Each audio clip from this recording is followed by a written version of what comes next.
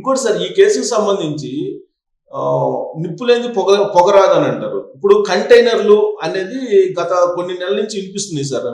అప్పుడు ఏంటంటే ఒక 2-3 నెలల క్రితం వచ్చింది ఏంటంటే, ఇడుపుల పైనుంచి ఏదో కడప మీదుగా అటు చెన్నై పోర్టుకి వెళ్తున్నాయి, దాంట్లో ఏదో డబ్బులు ఉన్నాయి అని చెప్పి ఏదో న్యూస్ వచ్చింది. దాని మీద అక్కడ పోలీసులు ఏదో క్లారిఫై ఇచ్చారు, డిఫెన్స్ వాళ్ళకి సంబంధించిన వస్తువులని. ఇప్పుడు మళ్ళా సీఎం ఆఫీస్ దగ్గర, క్యాంప్ ఆఫీస్ దగ్గర తాడేపల్లిలో ఒక కంటైనర్ అని చెప్పి ఇవాళ పేపర్లో మీరు చూసుంటారు, ఈనాడులో కూడా వచ్చింది. ఏంటి డ్రగ్స్ అనగానే కంటైనర్ల పేర్లు వస్తున్నాయి సార్. అంటే డబ్బులు తరలించేదా, లేకపోతే ఇవన్నీ గాసిప్సా, ఏమనుకోవాలి సార్? అంటే మీరు అన్నట్టు నిప్పు లేనిదే పొగ రాదు అంటారు. కానీ యాక్చువల్ గా ఏంటంటే, ఈ కంటైనర్స్ అనేవి ఈ మధ్య చాలా ట్రాన్స్పోర్టేషన్ ఎక్కువగా పెరిగింది. కంటైనర్ చెకింగ్ అన్నది కూడా చాలా కష్టం. ఎందుకంటే ఒక పెద్ద కంటైనర్ మీరు తీసుకుంటే దాని లోపల ఏమంటే సీల్ చేస్తారు.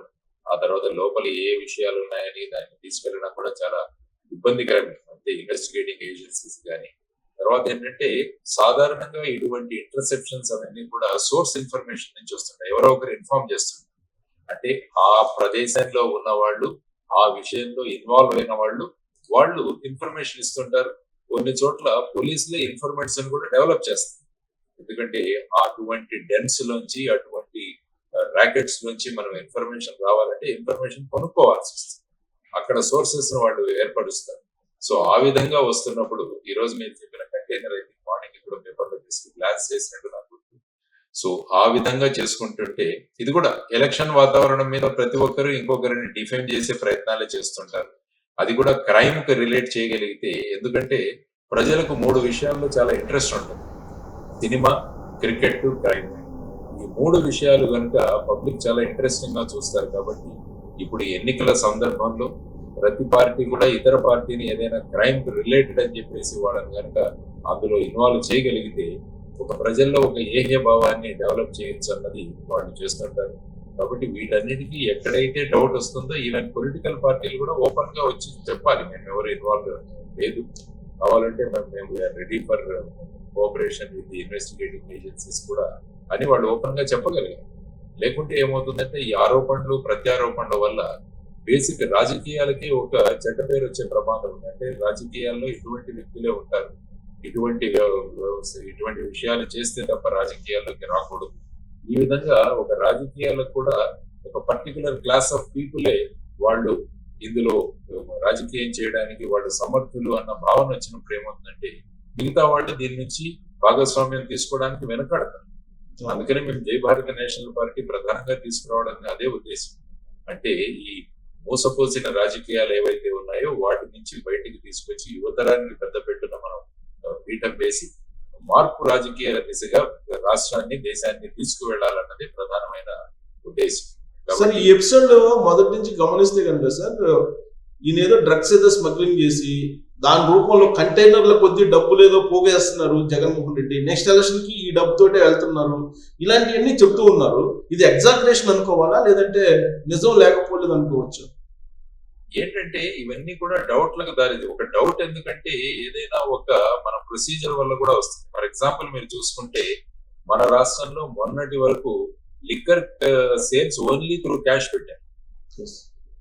అంటే ఎక్కడ కూడా డిజిటల్, ఇక్కడ ఎక్కడ చూసినా కూడా చిన్న కొబ్బరి బొండా తాగినా కూడా అక్కడ ఫోన్ పే అవకాశం ఉంటుంది, చిన్న మిరపకాయ బజ్జీలు తిన్నా కూడా అక్కడ ఫోన్ పే ఉంటుంది మన దగ్గర.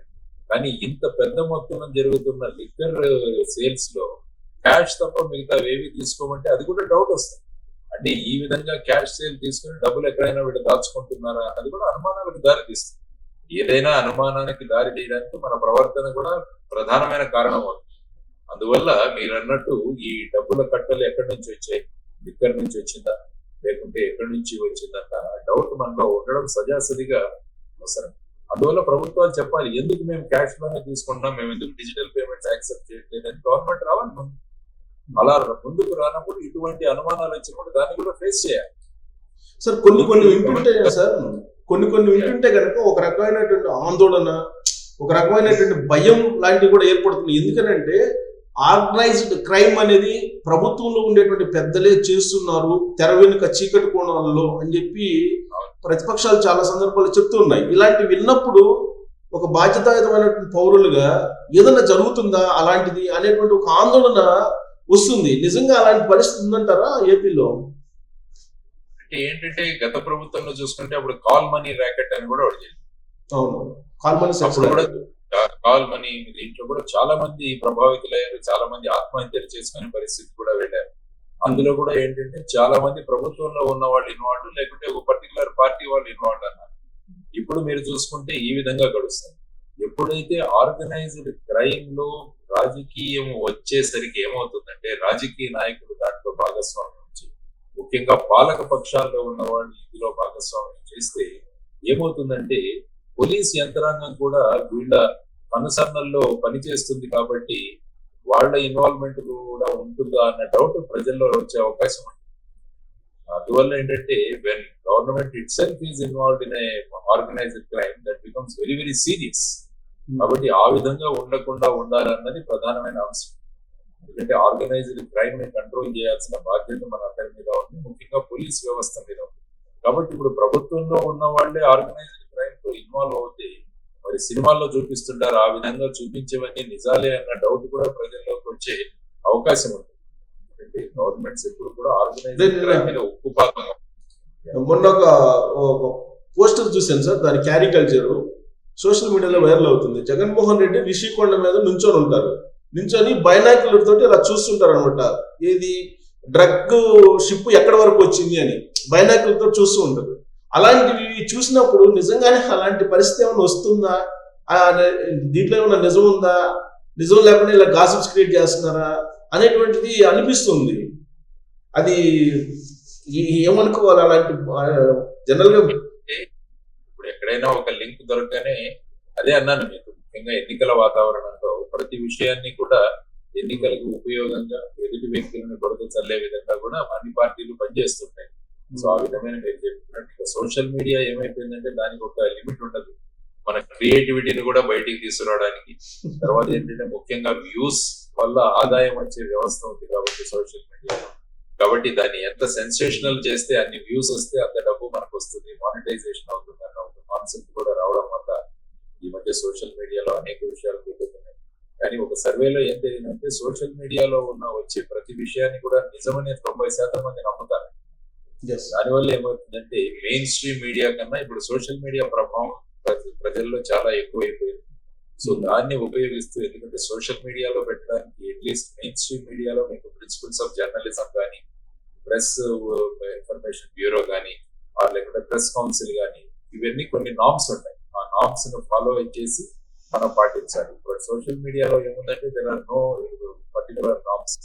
ఎవరైనా ఏదైనా పోవచ్చు, ఆ తర్వాత ఆ సంబంధిత వ్యక్తి దాన్ని ఎక్స్ప్లెనేషన్ ఇచ్చుకోవాలి, లేకుంటే కొట్టుకు వెళ్ళాలి. సో ఆ స్థాయికి వెళ్ళడం వల్ల ఈ విధమైనవి జరుగుతుంటాయి. కానీ అటువంటి క్యారికేచర్ వేయడానికి కానీ, అటువంటి భావాలను పెంచడానికి కానీ మనం ఏదైనా దోహదం చేస్తున్నాయా అని ప్రతి పొలిటికల్ లీడర్ కూడా వాళ్ళ ఆత్మ పరిశోధన చేసుకోవాలి. అది చాలా ముఖ్యం. ఎందుకంటే మనం బాధ్యతాయుతమైన పొజిషన్స్ లో ఉన్నప్పుడు మనం బియాండ్ డౌట్ అన్న దీంట్లోకి రావాలి.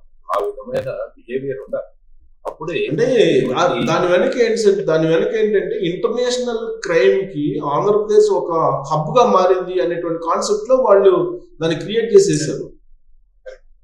అంటే ఇక్కడ జరిగిన ఇన్సిడెంట్స్ ఏవైతే ఉన్నాయో, ఫర్ ఎగ్జాంపుల్ మీరు చూస్తే ముంద్రా పోర్టు, తర్వాత విజయవాడ కాకినాడ లింక్, ఆ తర్వాత ఇప్పుడు దొరికిన ఈ